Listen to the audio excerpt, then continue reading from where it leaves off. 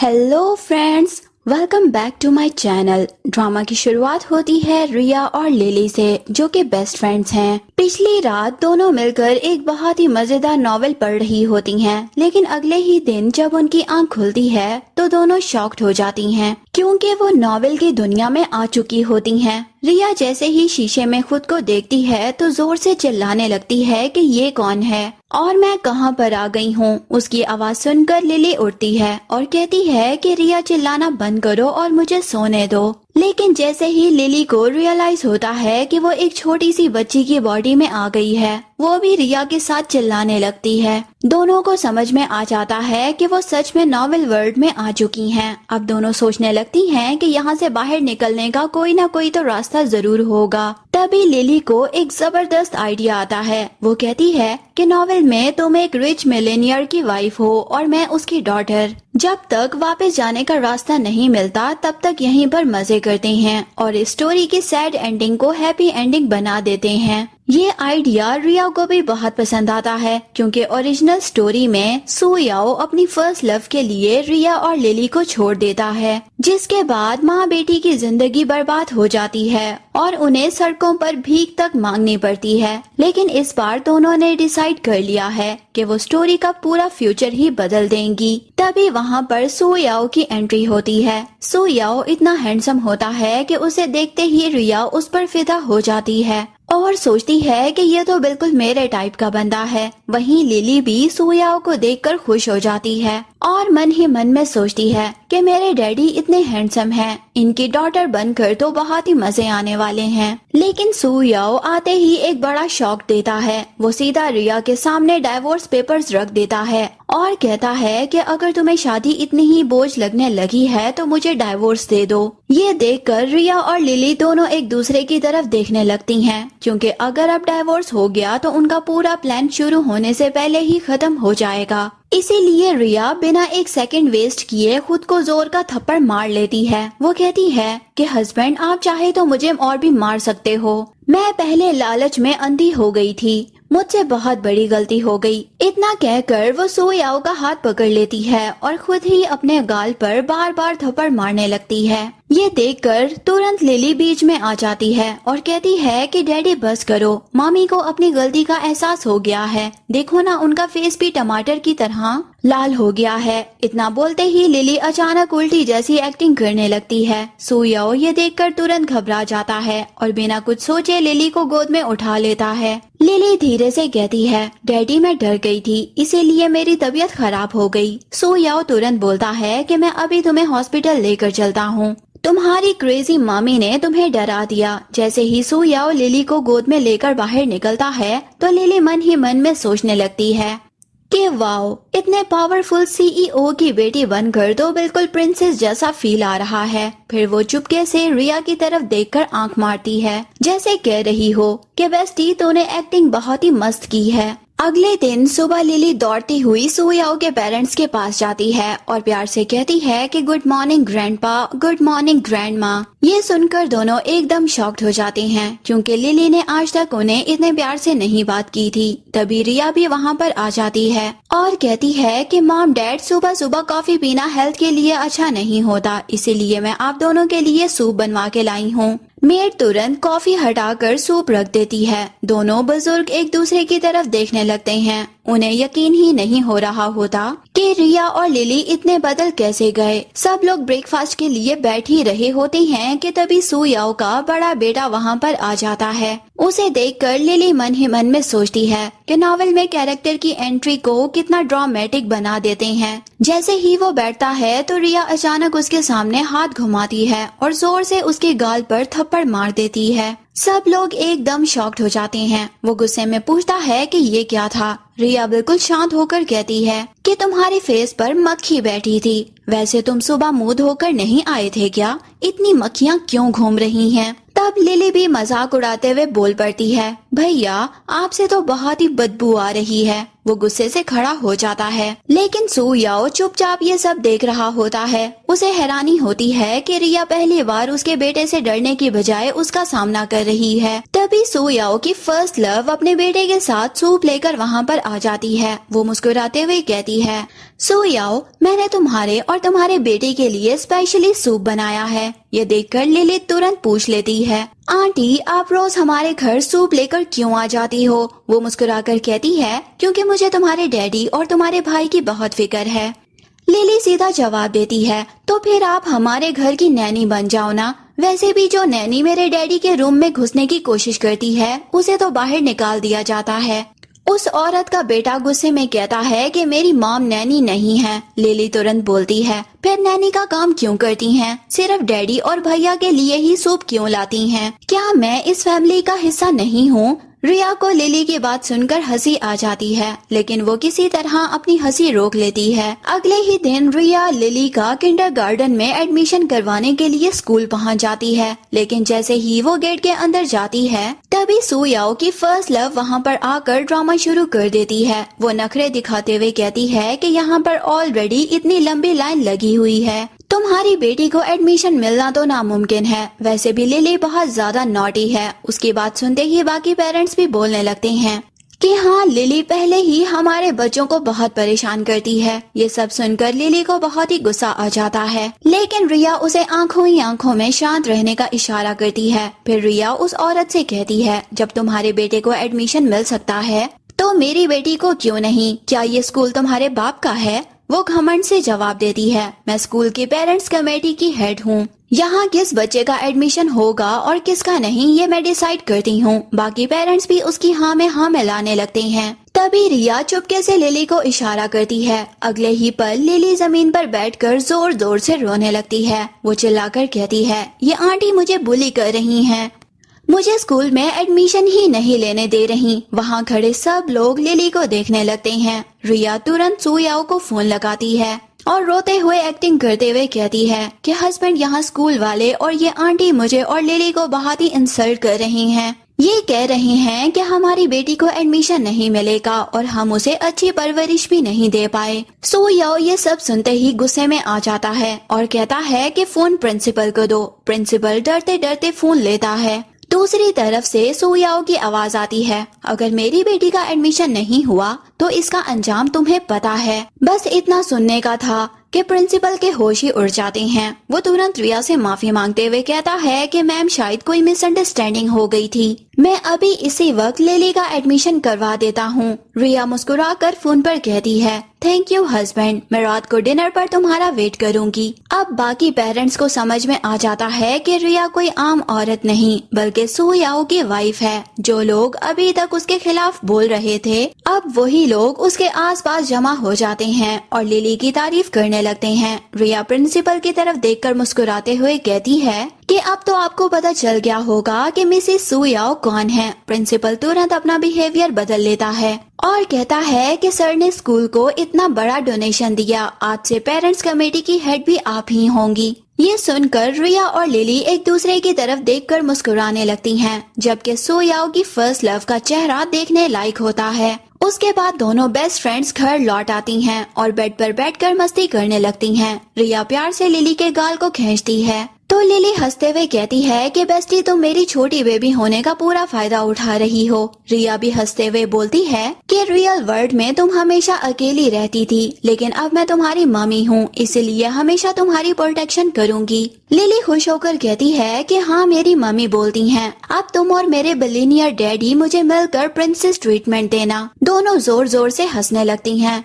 रिया फिर कहती है कि वैसे सू याओ अपनी बेटी से बहुत प्यार करता है, जब तक तुम मेरे साथ हो हम दोनों मजे ही मजे करेंगे। लिली मुस्कुराकर जवाब देती है, चाहे सू याओ बाहर से कितना भी कोल्ड और रूथलेस लगे, नॉवेल में ऐसे हीरोज अंदर से बहुत सॉफ्ट होते हैं। देखना हम दोनों मिलकर उनका दिल भी पिघला देंगे। उधर ऑफिस में सू याओ का असिस्टेंट उसे याद दिलाता है कि उसकी एक इम्पोर्टेंट मीटिंग है, लेकिन सू याओ को रिया की बात याद आ जाती है कि हस्बैंड मैं डिनर पर तुम्हारा वेट करूंगी। ये याद आते ही वो मीटिंग को कैंसिल कर देता है और सीधा घर के लिए निकल पड़ता है। असिस्टेंट भी हैरान रह जाता है क्योंकि पहली बार सू याओ किसी मीटिंग से ज्यादा अपनी फैमिली को इम्पोर्टेंस दे रहा होता है। वहीं जियान रिया से कहता है कि ये रिया, ये तुम मेरे डैडी को इम्प्रेस करने का नौटंकी बंद कर दो। मैं जानता हूँ कि ये सब करके तुम मेरे क्लोज आना चाहती हो। रिया कहती है कि मुझसे तमीज से बात करो, मैं तुम्हारी मॉम हूँ।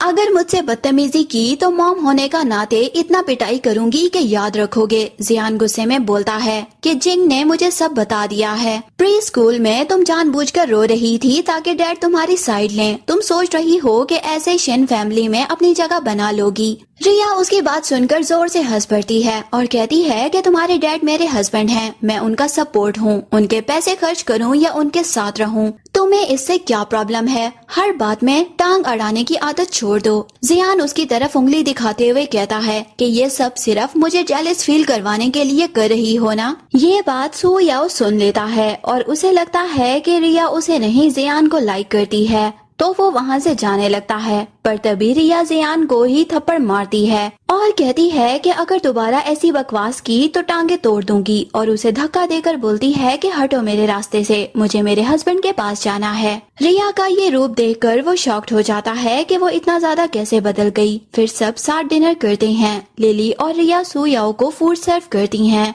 पहले सू याओ रिया के हाथ की तरफ देखकर पूछता है कि अब तुम्हारे हाथ का दर्द कैसा है। रिया मुस्कुराकर कहती है कि अब बिल्कुल ठीक है। वैसे हस्बैंड, तुम्हें मेरी इतनी फिक्र हो रही है। सू याओ बिना कुछ कहे एक छोटा सा बॉक्स उसके सामने रख देता है और कहता है कि मैंने तुम्हारे लिए एक स्पेशल मेडिसिन ऑर्डर की है, इसे तुम्हें काफी हेल्प मिलेगी। रिया खुश होकर उसके हाथ पकड़ लेती है और अपने गाल पर रखते हुए कहती है कि जब मेरा हस्बैंड इतनी केयर करता है ना, तब मुझे कोई दर्द फील नहीं होता। सू याओ ब्लश करते हुए कहता है कि अब चुपचाप खाना खाओ। ये देखकर रिया मन ही मन में सोचती है कि लगता है कि ये तो मुझे सच में लाइक करने लगा है। वहीं लिली ये सब देखकर मुस्कुराती है और सोचती है कि वाह बेस्टी, तुम्हारी तो लॉटरी लग गई। एक तरफ बिलियनियर हस्बैंड और ऊपर से इतना हैंडसम भी।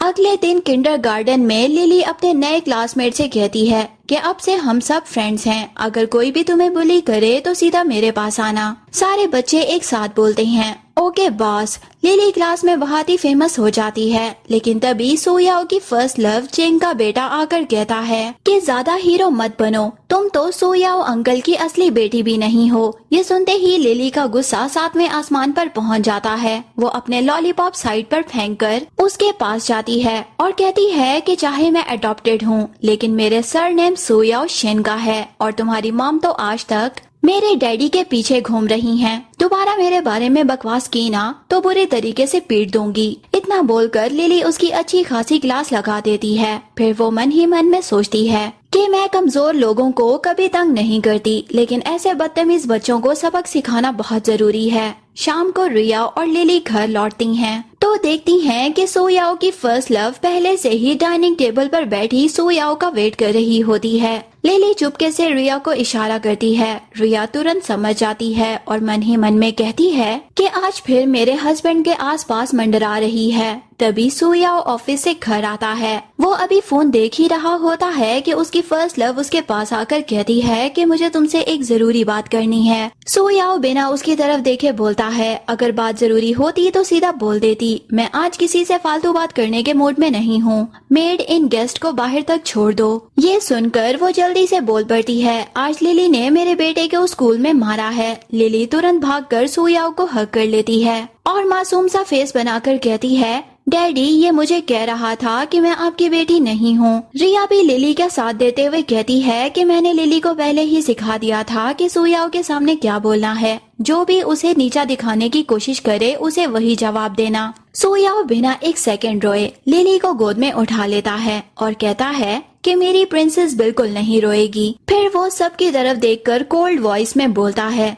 ध्यान से सुन लो, लिली मेरी बेटी है। आज के बाद किसी ने इसके बारे में एक शब्द भी बोला तो उसके लिए अच्छा नहीं होगा। इतना कहकर वो मेड को इशारा करता है और सू याओ की फर्स्ट लव और उसके बेटे को घर से बाहर निकाल दिया जाता है। उसके बाद सू याओ प्यार से लिली से कहता है, अब से अपनी मम्मी की बात मानना। लिली मुस्कुराकर बोलती है कि मेरी मम्मी भी बेस्ट हैं और मेरे डैडी भी बेस्ट हैं। ये बोलते ही रिया और लिली एक साथ सुयाओ के दोनों गालों पर किस कर देती हैं। सुयाओ एकदम शॉक्ड रह जाता है, जबकि दोनों हंसकर एक साथ कहती हैं कि यू आर द बेस्ट। अगली सुबह जब सुयाओ ऑफिस जाने के लिए रेडी हो रहा होता है, तब रिया उसके पास आती है और कहती है कि हस्बैंड तुम्हारी टाई तुम्हारे सूट से मैच नहीं कर रही, लाओ मैं चेंज कर देती हूँ। इतना कहकर वो खुद उसकी टाई खोलने लगती है। सुयाओ थोड़ा नर्वस होकर कहता है कि मैं खुद कर लूंगा, लेकिन रिया मुस्कुराकर बोलती है कि बस 2 मिनट हो गया। टाई पहनाते वक्त जानबूझकर बार बार सुयाओ को टच करती रहती है। सुयाओ मन ही मन में सोचता है कि कहीं ये जानबूझकर तो नहीं कर रही। वहीं पास बैठी लिली दोनों को देखकर जोर से बोल पड़ती है, डैडी मम्मी को एक किस तो करो। दोनों एक साथ ब्लश करने लगते हैं और लिली जोर जोर से हंसने लगती है।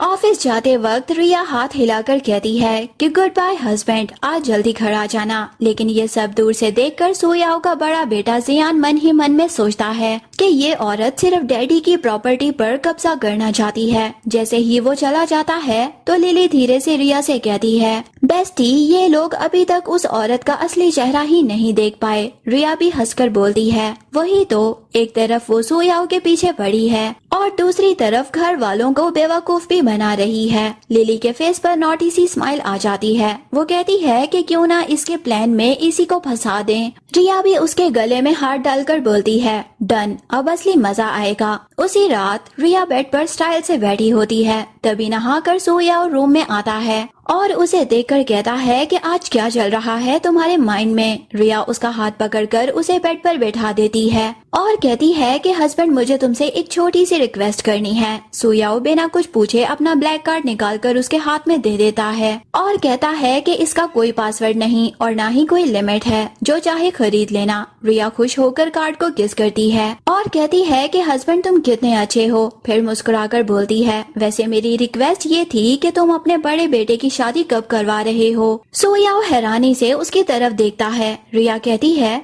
कि मुझे लगता है कि उसकी और जिंग की जोड़ी काफी अच्छी रहेगी। सुयाओ सर हिलाकर कहता है कि ठीक है, मैं इस बारे में सोचूंगा। तभी वो अचानक रिया को कमर से पकड़ लेता है। रिया शर्माकर कहती है कि मैं सोने जा रही हूँ, लेकिन सुयाओ उसे गोद में उठा लेता है और कहता है कि कल लिली का बर्थडे है, हम तीनों साथ में एम्यूजमेंट पार्क चलेंगे। ये सुनकर लिली खुशी से उछल पड़ती है। अगली सुबह तीनों रेडी होकर निकलते हैं। लिली भागकर सुयाओ के पास आती है और पूछती है कि डैडी मैं अच्छी लग रही हूँ ना। सुयाओ हाँ में सर हिला देता है। लिली नखरे दिखाते हुए कहती है कि सिर्फ अच्छी नहीं, बोलो कि मेरी प्रिंसेस सबसे प्रिटी है। ये सुनकर रिया हंसने लगती है। थोड़ी देर बाद रिया भी रेडी होकर आती है। उसे देखते ही सुयाओ कुछ पल के लिए बस उसे ही देखता रह जाता है। रिया मुस्कुराकर उसके सर पर कपल हेड बैंड पहना देती है और कहती है कि अब लग रहा है ना कि हम एक हैप्पी फैमिली हैं। लिली खुश होकर बोलती है कि टीम मेंबर लिली रेडी।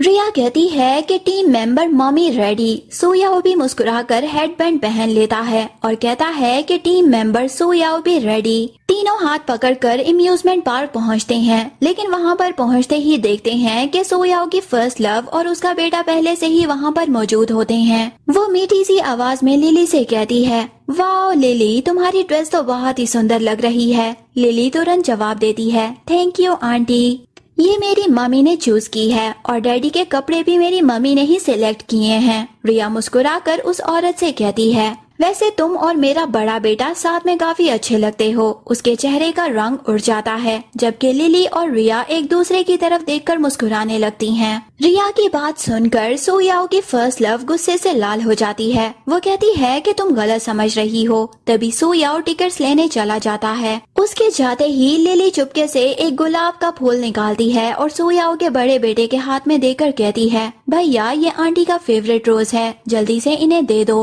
वो खुशी खुशी फूल उस औरत को दे देता है। लिली तुरंत अपने दोस्त की तरफ देखकर कहती है, देखो तुम्हारी मम्मी पापा कितने रोमांटिक लग रहे हैं। ये सुनते ही वो औरत गुस्से में फूल जमीन पर फेंक देती है। रिया तुरंत एक्टिंग शुरू कर देती है और मासूम बनते हुए कहती है कि अरे इतना गुस्सा क्यों हो रही हो, हमने तो बस तुम दोनों को खुश देखना चाहा था। सुयाओ का बड़ा बेटा भी बोल पड़ता है, अगर फूल पसंद नहीं था तो आराम से मना कर देती, इस तरह फेंकने की क्या जरूरत थी। रिया फिर उसके बेटे की तरफ देखकर कहती है, बेटा अपनी मम्मी को समझाओ, बच्चों से लड़ना अच्छी बात नहीं होती। तब उसका बेटा मासूमियत से पूछ लेता है, मम्मी क्या ये सच में मेरे नए डैडी बनने वाले हैं? ये सुनकर सब लोग उसकी तरफ देखने लगते हैं। लिली भी मजाक में बोल पड़ती है, आंटी हमें छोटा सा कजन कब दे रही हो? ये सुनते ही उस औरत का चेहरा देखने लायक हो जाता है। तभी सू याओ टिकट्स लेकर वापस आ जाता है और कहता है कि चलो सब अंदर चलते हैं। जैसे ही सब हॉन्टेड हाउस के अंदर जाते हैं तो सू याओ की फर्स्ट लव ड्रामा करते हुए बोलती है कि मुझे तो बहुत डर लग रहा है। रिया तुरंत कहती है, डरने की क्या बात है, इतने बड़े हीरो तुम्हारे साथ जो हैं। लिली हंसकर बोलती है कि मेरे डैडी तो बिल्कुल नहीं डरते, देखना मम्मी को भी प्रोटेक्ट करेंगे। हॉन्टेड हाउस के अंदर अजीब अजीब आवाजें और भूतों के पुतले देखकर रिया पहले तो हिम्मत दिखाती है। वो कहती है कि मैं बिल्कुल नहीं डरती, ये सब तो नकली है। लेकिन अगले ही पल एक भूत उसके सामने आ जाता है। रिया जोर से चिल्लाती है और घबराकर सीधा सू याओ का हाथ पकड़ लेती है। सू याओ शांत रहते हुए उसे संभालता है और बाहर की तरफ ले जाता है। ये देखकर लिली मन ही मन में सोचती है कि मिशन सक्सेसफुल। डैडी अब मम्मी की और भी ज्यादा केयर कर रहे हैं। बाहर आते ही जिंग और उसका साथी दोनों डरे हुए और बेहाल नजर आते हैं। लिली तुरंत मजाक करते हुए कहती है, आंटी क्या हुआ, आपको प्रोटेक्ट करने वाला हीरो फेल हो गया क्या? मेरे डैडी ने तो मेरी मम्मी को बिल्कुल सेफ बाहर निकाल दिया। सू याओ बस हल्की सी मुस्कुराहट के साथ रिया और लिली को लेकर वहाँ से चल पड़ता है। थोड़ी देर बाद पार्किंग एरिया में सू याओ का बड़ा बेटा रिया के पास आता है और कहता है कि मुझे पता है कि तुम ये सब सिर्फ डैडी को इम्प्रेस करने के लिए कर रही हो। रिया उसकी बात सुनकर हंस पड़ती है और कहती है कि मेरा हस्बैंड इतना हैंडसम, सक्सेसफुल और केयरिंग है कि मैं उनसे प्यार करूं या तुमसे बहस करूं। इतना कहकर वो वहाँ से जाने लगती है। लेकिन जैसे ही वो उसका रास्ता रोकने की कोशिश करता है तभी सू याओ वहाँ पर पहुँच जाता है। लिली तुरंत जोर से बोलती है, डैडी भैया मम्मी को परेशान कर रहे थे। ये सुनते ही सू याओ का चेहरा सख्त हो जाता है और वो अपने बड़े बेटे को डांटते हुए कहता है कि आज के बाद अपनी मॉम से तमीज से बात करना, ये मेरी वाइफ है और तुम अडॉप्टेड सन हो तो आज से अपनी लिमिट में रहना। उसका बेटा तुरंत चुप हो जाता है जबकि रिया और लिली एक दूसरे की तरफ देखकर मुस्कुराने लगती हैं। फिर नाइट में लिली कहती है कि आज हम सब साथ में सोएंगे और फिर खुद उठकर वहाँ से चली जाती है। रिया सारी रात सू याओ को हग करके सोती है और उसकी चेस्ट को टच करते हुए कहती है कि ये कितना हॉट बंदा है, मैं तो सारी उम्र इसके साथ रहना चाहती हूँ। सू याओ रिया को पकड़कर किस करते हुए कहता है कि ये सब तुमने शुरू किया है,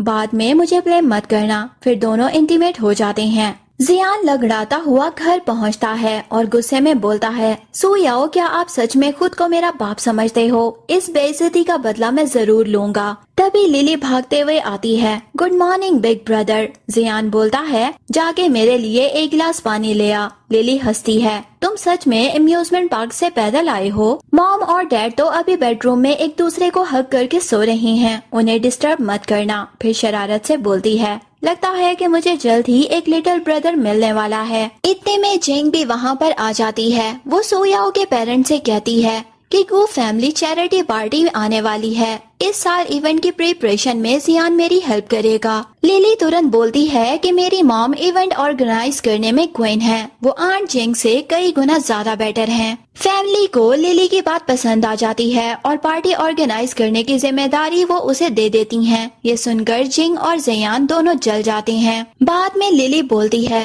बेस्टी टेंशन मत लो, हम दोनों मिलकर उन दोनों को हरा देंगे। लेकिन जिंग चुपके से सब वेन्यूज को कॉल करके रिया के लिए सारे अरेंजमेंट्स को कैंसिल करवा देती है। रिया ने पूरा दिन वेन्यू ढूंढा लेकिन हर जगह पर उसे ना ही मिली। शाम को सू याओ घर लौटता है तो मेड उसे बताती है कि यंग लेडी सुबह से वेन्यू के लिए कॉल्स कर रही हैं, लेकिन अब तक कुछ भी नहीं मिला। सू याओ को लगता है कि रिया और लिली रूम में बैठकर रो रही होंगी, लेकिन जब वो रूम खोलता है तो दोनों मजे से चिकन ड्रमस्टिक्स खा रही थी। रिया हैरान होकर बोलती है, डार्लिंग आप यहाँ पर, और भागकर उसे हक कर लेती है। वो उदास होकर कहती है कि मैं इतनी यूजलेस हूँ, एक चैरिटी पार्टी भी ऑर्गेनाइज नहीं कर पा रही। लिली तुरंत कहती है, डैड आंट जिंग ने सबको मॉम के खिलाफ कर दिया है, इसीलिए कोई भी वेन्यू नहीं दे रहा। सू याओ दोनों को अपने पास खींच लेता है और रिया की थोड़ी ऊपर करके बोलता है, भूलो मत, तुम्हारा हस्बैंड सुयाओ है, मैं सब संभाल लूंगा। वो तुरंत कॉल करके शहर के सबसे लग्जरियस वेन्यू को बुक करता है, बल्कि पूरी प्रॉपर्टी ही खरीद लेता है। फिर बोलता है कि तुम और लिली बस खूबसूरत बनकर पार्टी में आ जाना, बाकी सब काम मेरी जिम्मेदारी है। पार्टी का नाम सुनते ही लिली बहुत ही खुश होकर बोलती है, वाओ डैडी। सुयाओ ने रिया को गोद में उठा लिया होता है। वाइफ, अब रेस्ट करने का टाइम है।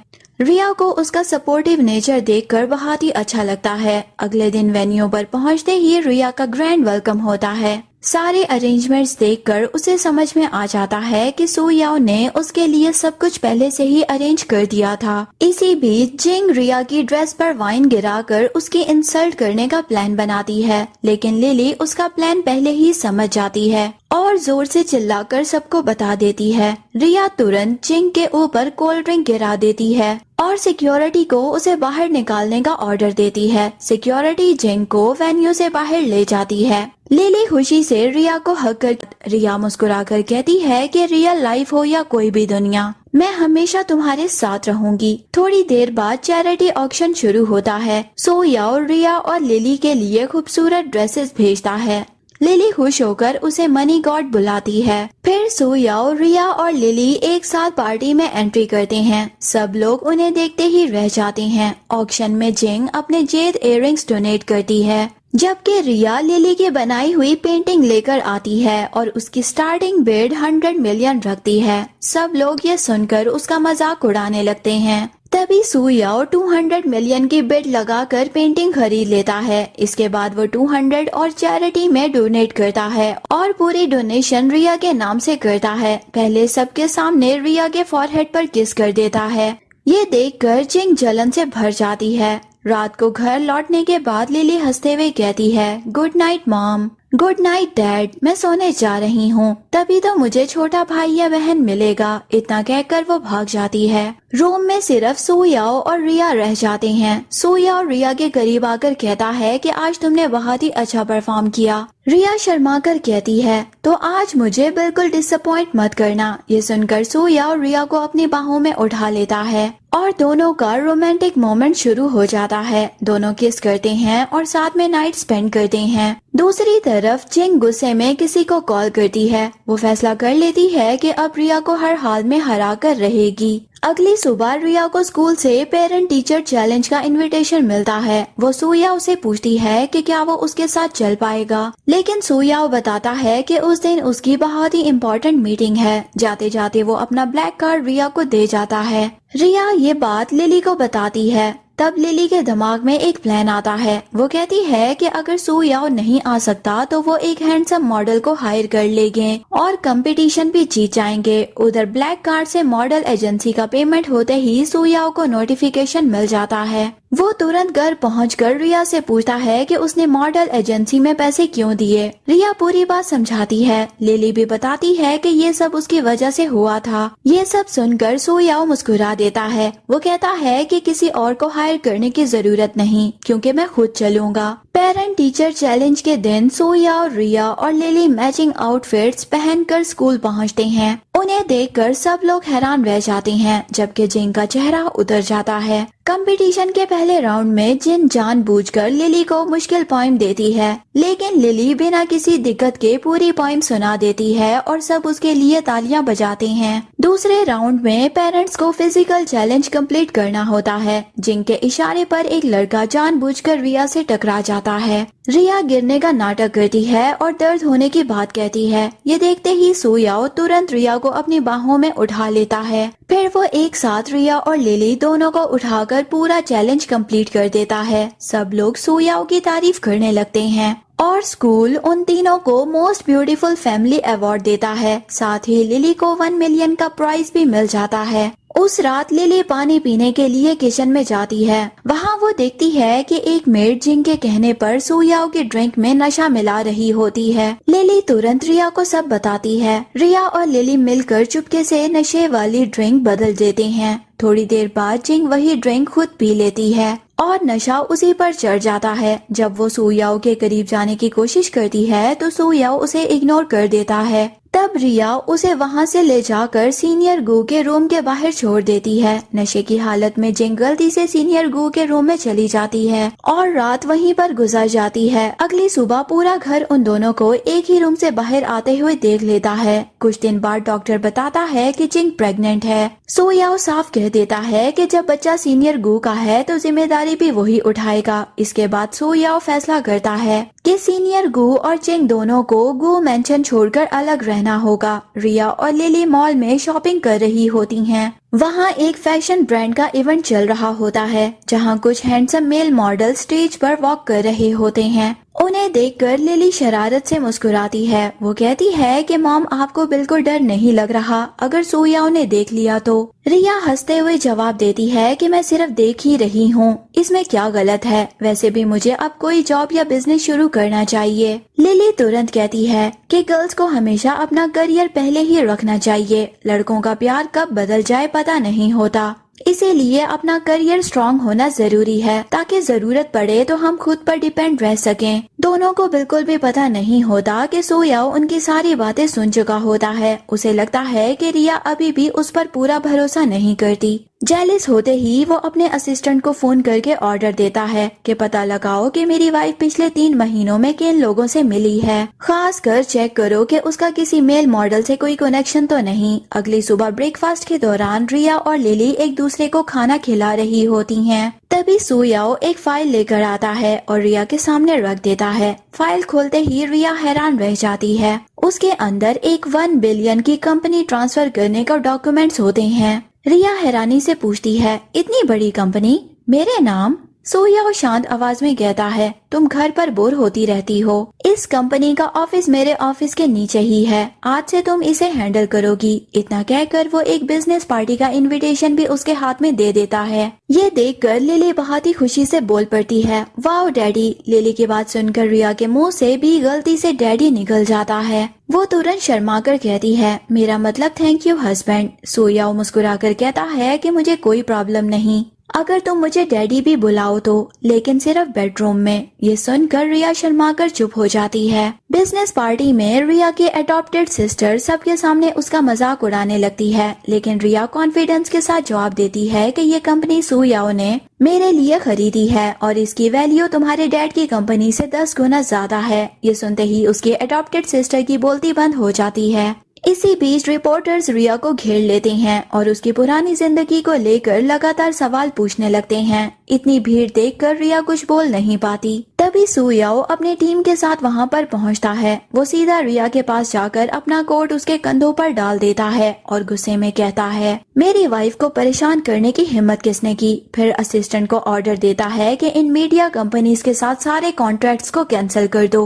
ये कहकर वो रिया का हाथ पकड़कर उसे वहाँ से ले जाता है। कार में बैठते ही रिया सुकून का सांस लेकर कहती है कि अच्छा हुआ तुम टाइम पर आ गए, वरना रिपोर्टर्स मुझे छोड़ते ही नहीं। सो याओ उसकी तरफ देखकर पूछता है कि सच बताओ तुम्हें डर लग गया था ना। इतना कहकर वो रिया को अपनी बाहों में खींच लेता है। कुछ दिन बाद चिंग, जो कि जियान की बायोलॉजिकल मदर होती है, रिया से मिलने आती है। वो कहती है कि जियान को मेरे पास वापस भेज दो, बदले में मैं तुम्हें गू ग्रुप के 30% शेयर्स दिलवा दूंगी। रिया गुस्से में मना कर देती है तो चिंग मुस्कुराकर कहती है, वैसे भी सो याओ तुम पर पूरा ट्रस्ट नहीं करता, उसने तुम्हारी इन्वेस्टिगेशन करवाई है। ये बात सुनकर रिया सोच में पड़ जाती है। घर आकर रिया इन्वेस्टिगेशन की फाइल देख लेती है और उदास होकर कहती है कि क्या सो याओ अभी भी मुझ पर भरोसा नहीं करता। लिली तुरंत जवाब देती है, अगर ट्रस्ट नहीं होता तो उनके कंप्यूटर का पासवर्ड आपके बर्थडे डेट क्यों होता। रिया थोड़ी देर सोचती है और फिर मुस्कुराकर कहती है, पहले मेरा गोल सिर्फ पैसे कमाना था, लेकिन अब मैं सो याओ को ये एहसास दिला कर रहूंगी कि उसकी वाइफ उसके लिए कितनी इम्पोर्टेंट है।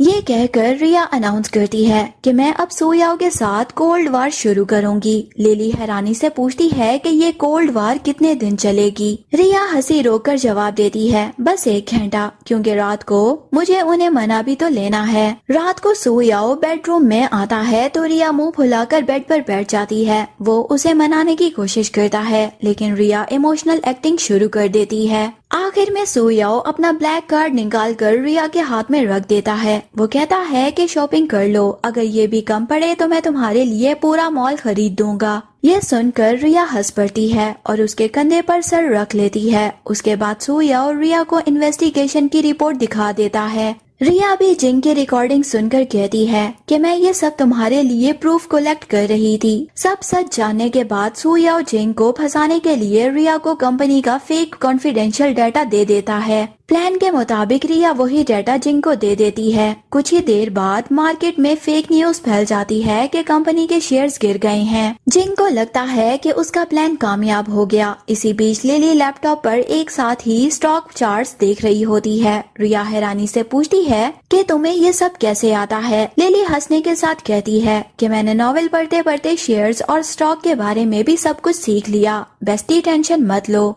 इस बार भी प्रॉफिट ही होगा। नेक्स्ट डे लिली स्कूल जा रही होती है। रास्ते में वो मजाक करते हुए कहती है इतनी इंटेलिजेंट होने का भी क्या फायदा, आखिर जाना तो किंडरगार्टन ही पड़ता है। लेकिन अचानक कुछ लोग उसका किडनैप कर लेते हैं। इधर रिया को लगता है कि आज लिली घर आने में बहुत ही लेट हो गई है। तभी उसके पास एक कॉल आता है। किडनैपर कहता है कि तुम्हारी बेटी हमारे पास है। पिछली बार फेक डाटा देकर तुमने हमें बेवकूफ बनाया था। अगर अपनी बेटी चाहिए तो इस बार कंपनी का असली डाटा लेकर आना। ये सुनते ही रिया के पैरों तले से जमीन खिसक जाती है। सूयाओ तुरंत उसे संभालता है और अपने लोगों को ऑर्डर देता है कि लिली की लोकेशन को ट्रेस करो। रिया गुस्से में कहती है मेरी बेस्टी को हाथ लगाने की हिम्मत कैसे हुई। कुछ ही देर में सूयाओ और रिया वेयर हाउस पहुँच जाते हैं। सूयाओ के बॉडीगार्ड सारे किडनैपर्स को पकड़ लेते हैं और लिली को आजाद करवा लेते हैं। रिया दौड़कर लिली को जोर से गले लगा लेती है और रोते हुए उसे बार बार देखने लगती है। फिर गुस्से में किडनैपर्स को थप्पड़ मारने लगती है। लिली मुश्किल से बोलती है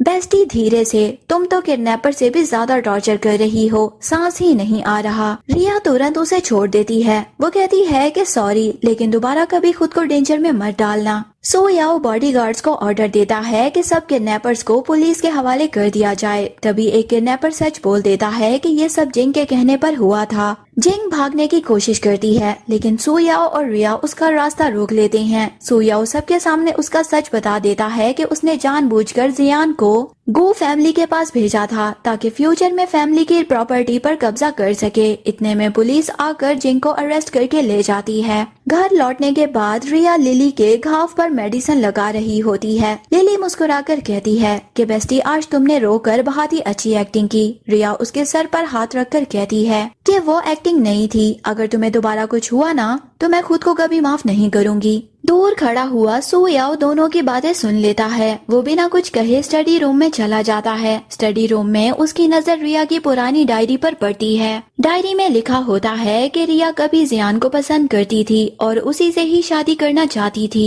ये पढ़कर सूयाओ का चेहरा बदल जाता है। वो तुरंत रिया को स्टडी रूम में बुलाता है।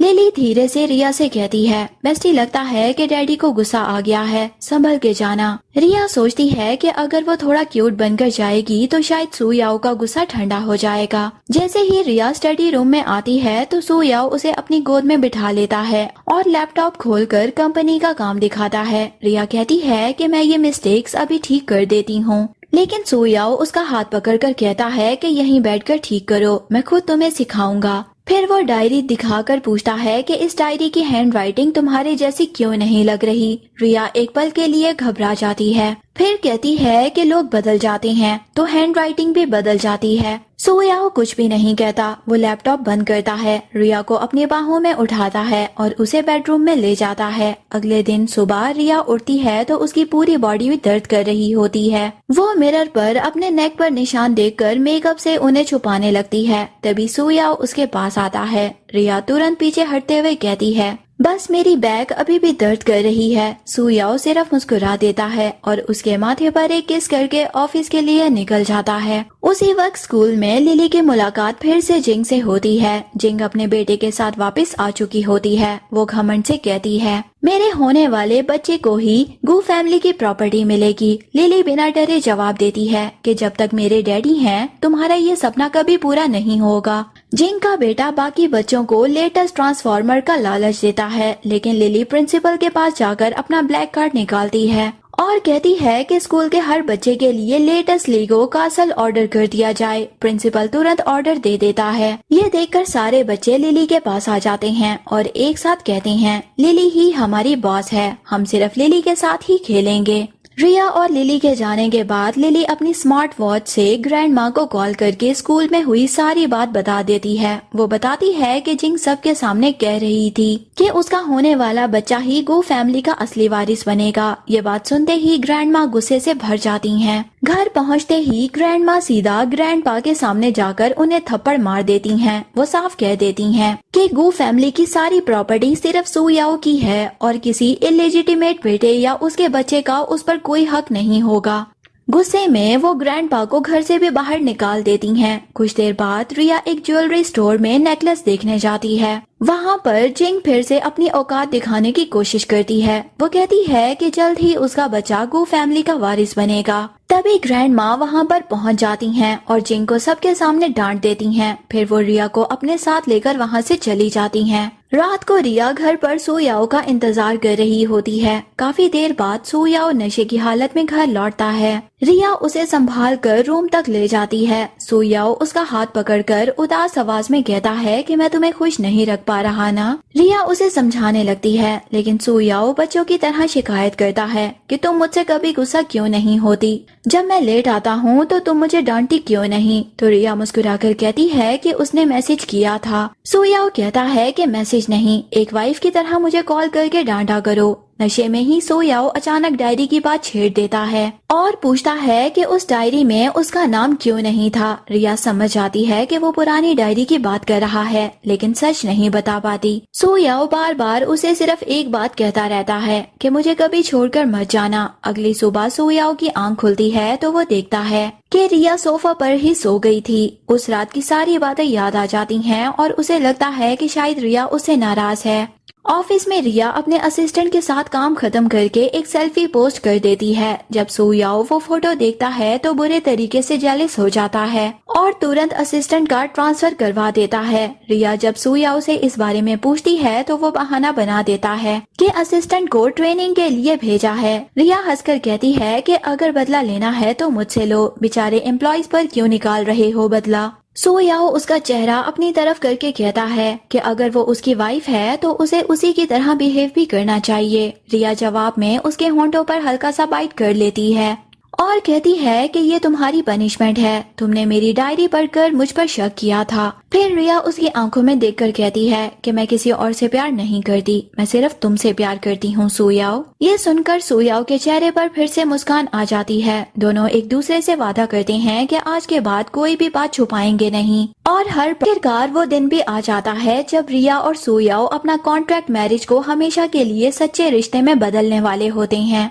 वेडिंग वेन्यू पर ग्रैंड माँ रिया को गो फैमिली का एंसेस्ट्रल ब्रेसलेट पहनाती हैं। सबके सामने सुयाओ अपनी पूरी प्रॉपर्टी रिया के नाम कर देता है और घुटनों पर बैठकर उसे दोबारा से प्रपोज करता है। रिया हंसकर कहती है कि तुम्हें डर नहीं लगता, कहीं मैं सब कुछ लेकर भाग गई तो। सुयाओ मुस्कुराकर जवाब देता है, जहाँ मेरी वाइफ होगी वहीं मेरा घर होगा, अगर तुम भागोगी तो मैं भी तुम्हारे पीछे आ जाऊंगा। ये सुनकर रिया इमोशनल होकर हाँ कर देती है। दोनों एक दूसरे को रिंग पहनाते हैं और हमेशा के लिए पति पत्नी बन जाते हैं। लिली खुशी से उछल पड़ती है और जोर से कहती है कि फाइनली मेरी बेस्टी की शादी हो